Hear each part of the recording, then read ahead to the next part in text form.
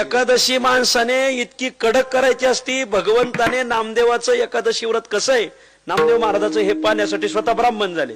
माझं प्रमाणासकट पाठ आहे प्रकरण महाराज. स्वतः ब्राह्मण झाले आणि नामदेव महाराजाच्या एकादशीच्या द्वारी आले, मला भिक्षा द्या.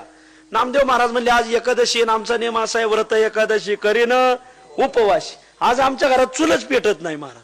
असं कसं म्हणले? अहो माझा जीव जायला चाललाय, मी 10 दिवसाचा उपवासी.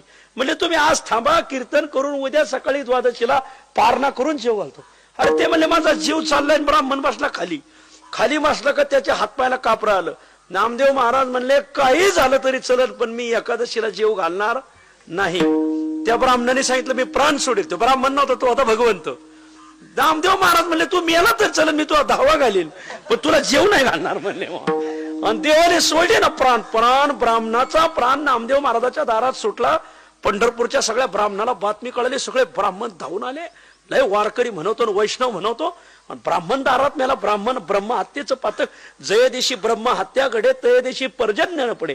शकरे धरी आले पाणी आडे अवर्षण पडे बहुसाल. रामायणात ओवी हे बाबा सांगायचे बरं का. लय रामायणावर यांचं प्रभुत्व होतं. मी काय आज अभंग सांगत नाही, मी तुम्हाला रामचंद्र मास सांगतो बघा. त्यांचं रामायणाचा मी नेम लिहून घेतलेला आहे बघा. रामायणाचं पारण कसं करायचं, काय करायचं, सगळं नेम लिहून दिलाय त्यांनी मला. आणि मग नामदेव महाराजाला सांगितलं ब्राह्मण मेला, तुम्हाला प्रायश्चित्त घ्यावं लागेल. म्हणले काय? ध्यान तर प्रायश्चित्त घ्यावं लागेल. आणि पुंडलिका पुढे 2 चिता रचल्या महाराज. आणि एका चितेत ब्राह्मणाचं प्रेत पेटवलं आणि एका चितेत नामदेव महाराजांना चिता पेटवली. म्हणजे उडे टाका पेट त्या चितेत. नामदेव महाराज म्हणले मी मरायला तयार आहे, पण अन्नदान करायला तयार नाही. म्हणजे एकादशीला अन्नदान करूच नाही. आणि नामदेव महाराजांनी चितेत उडी टाकली. लगेच भगवंत प्रगट झाले. नामदेव महाराजाला उचलून धरलं. तो का देवाशी जतन त्याशी बाधू न शक्य आग्न. लगेच देवाने उचलून धरलं. नामा धन्य आहे तुझी एकादशीची निष्ठा. ब्राह्मण मानव दारात मिळाला तरी तू अन्नदान केलं नाही. स्वयंपाक करीत नका जाऊ एकादशीला घरी. बऱ्याच माळकऱ्याचे पोरं एकादशीला घरी भाकरी खातेत. तुम्ही माळी घालून अपराध केलाय. विठ्ठल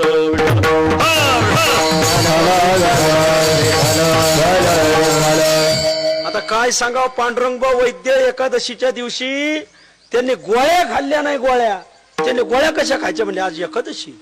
बिस्किट आणि गोळ्या द्यायला लागले. मग त्यांना एकादशीला ते बिस्किटही खायनात आणि गोळ्या खायनात. महाराज काय माणसं असतील निष्ठावान. विठ्ठल विठ्ठल.